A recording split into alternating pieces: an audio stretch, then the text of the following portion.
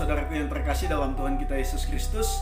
Kembali lagi bersama dengan saya, Olin Revi Gosal, dalam program Christ is Enough for Me.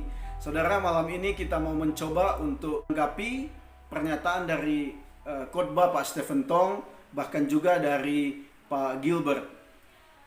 Saya sangat menghargai kedua hamba Tuhan ini karena mereka dipakai Tuhan secara luar biasa memberitakan firman sehingga banyak orang bisa berjumpa dengan Kristus dan diberkati oleh Tuhan.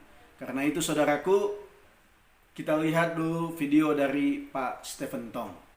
Termasuk yang 2 hari yang lalu, saya dengar pendeta yang besar di Indonesia yang berani mengatakan dia akan menghentikan coronavirus seperti Yesus menghentikan angin, tofan, dan ombak yang besar itu. Ini semua penghujatan, semua peniruan, pengkopian dari anak Allah yang tidak boleh dan tidak ada kopinya. Orang Indonesia yang begitu polos, begitu bodoh, begitu gampang ditipu. Sekarang bangunlah, sadarlah mulai hari ini. Jangan lagi mau ditipu oleh pendeta-pendeta yang palsu. Yang dari dahulu melalui keuangan menjadi perampok, sekali melalui nubuat menjadi pengkopi Yesus yang palsu. Saudara-saudara, jika apa yang mereka katakan tidak terjadi, mereka harus mati.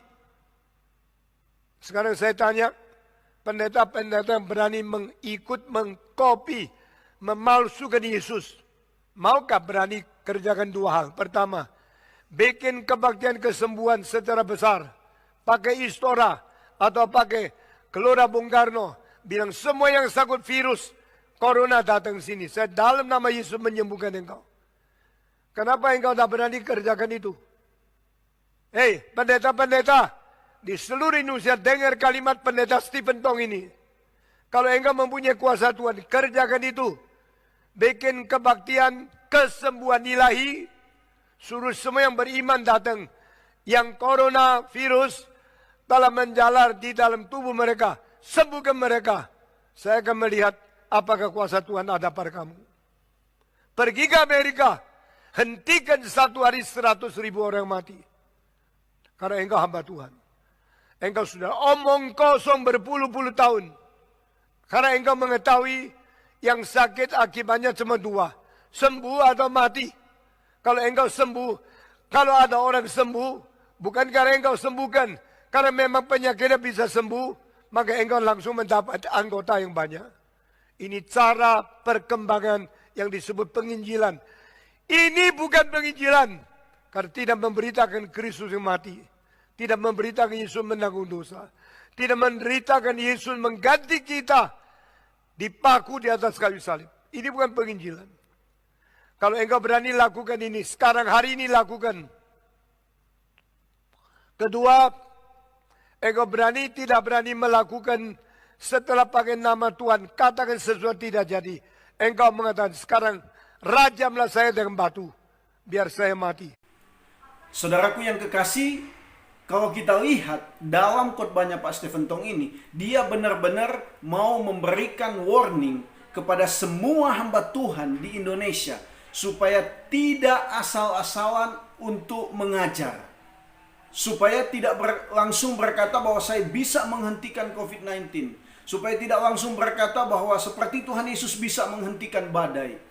Saudara, saya berpikir ketika Tuhan Yesus dia mau menaik ke kayu salib, dia akan disalibkan dan dia harus pergi ke Taman Getsemani untuk berdoa. Tuhan Yesus katakan bahwa cawan ini benar-benar berat, tetapi biar kehendak Tuhan yang terjadi. Artinya dalam doa yang disampaikan oleh Tuhan Yesus, dia benar-benar berusaha untuk bergumul supaya kehendak Bapanya yang terjadi. Nah, itu juga yang saya pikir ya. Ketika kita berdoa mungkin meminta kesembuhan orang lain, ketika meminta pemulihan untuk dunia ini, untuk bangsa kita, mari kita minta pemulihan bahwa Tuhan, kami memang gak mengerti apa yang Tuhan sementara mau kerjakan, kenapa Tuhan mengizinkan ini, tapi biar kehendak Tuhan yang terjadi. Ini yang harus kita minta sebenarnya, bukan kita langsung mari kita menghadapi COVID dan lain sebagainya. Nah, itu yang ditegaskan oleh Pak Stephen Tong, dan saya lihat memang Pak Stephen Tong begitu tegas memberikan peringatan. Dan ini baik saudara, supaya setiap hamba Tuhan tidak salah di dalam pengajarannya. Dan selanjutnya saudaraku, mari kita lihat video tanggapan dari Pak Gilbert. Memang ini tidak menyebut nama Pak Stephen Tong, tetapi kalau kita lihat dari pembicaraannya sudah jelas ya. Ini menunjuk kepada kritiknya terhadap Pak Stephen Tong. Ada saja orang-orang yang dengan ponggahnya, dengan angkuhnya gitu, lalu menantang, mana pendeta-pendeta yang berdoa buat mujizat, berdoa buat mujizat. Saudaraku yang kasih dalam Tuhan, buat saya itu orang-orang yang berhati busuk dan menggunting dalam lipatan. Artinya gini, di saat seperti ini orang sedang butuh kekuatan. Boleh nggak? Dalam kasih, dalam segala kerendahan hati, saya bicara kepada hamba-hamba Tuhan, mau saudara lebih senior dari saya kah, mau saudara hamba-hamba Tuhan muda kah, mari kita sebagai sesama hamba Tuhan, stop menggunting dalam lipatan, stop jadi orang-orang berhati busuk.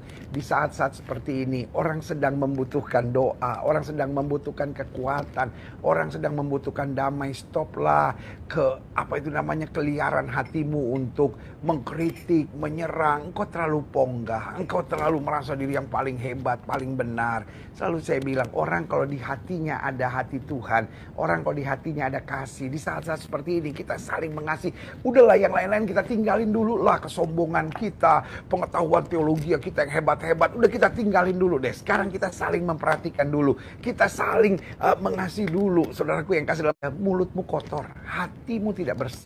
Saudaraku yang terkasih, saya sungguh setuju ketika Pak Gilbert menekankan tentang kasih, tentang doa, dan merendahkan diri di hadapan Tuhan. Dan ini yang harus dilakukan. Tetapi saya berkata bahwa saya kurang setuju ketika dikatakan pengajaran-pengajaran kekristenan dalam kondisi begini hendaknya di-cut dulu atau di-stop dulu. Jangan dulu berbicara tentang itu. Lebih kepada kasih dan lain sebagainya. Bukankah pengajaran tentang kasih itu juga adalah doktrin kekristenan, saudara?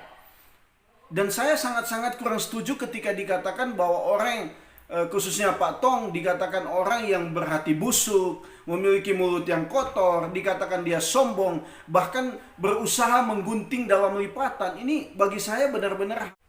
Dan saya kurang suka ketika menggunakan satu peribahasa menggunting dalam lipatan. Itu sebenarnya kan berarti bahwa berusaha menjatuhkan atau berusaha untuk menipu kawan sendiri. Saudaraku, bagi saya ketika Pak Stephen Tong menyatakan kebenaran dengan begitu tegas, apakah itu mau menjatuhkan kita? Apakah itu mau mencelakakan kita sebagai hamba-hamba Tuhan yang ada di Indonesia? Saya menanggapi dengan positif karena itu bagian di mana orang yang sudah senior, yang dipakai Tuhan, menyatakan sesuatu untuk kita bisa berpikir dan mengoreksi diri supaya kita tidak jatuh di dalam ketidakbenaran sebagai hamba Tuhan. Saya hanya mau katakan bahwa mari kita tetap saling mendoakan. Mari kita tetap rendah hati di hadapan Tuhan.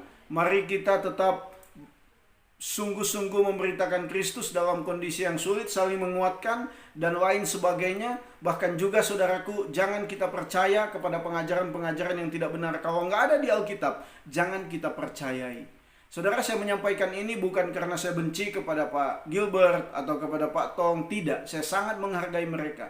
Tetapi berkaitan dengan tanggapan saya ini, biarlah menjadi berkat bagi saudaraku semua. Tuhan Yesus memberkati. Shalom.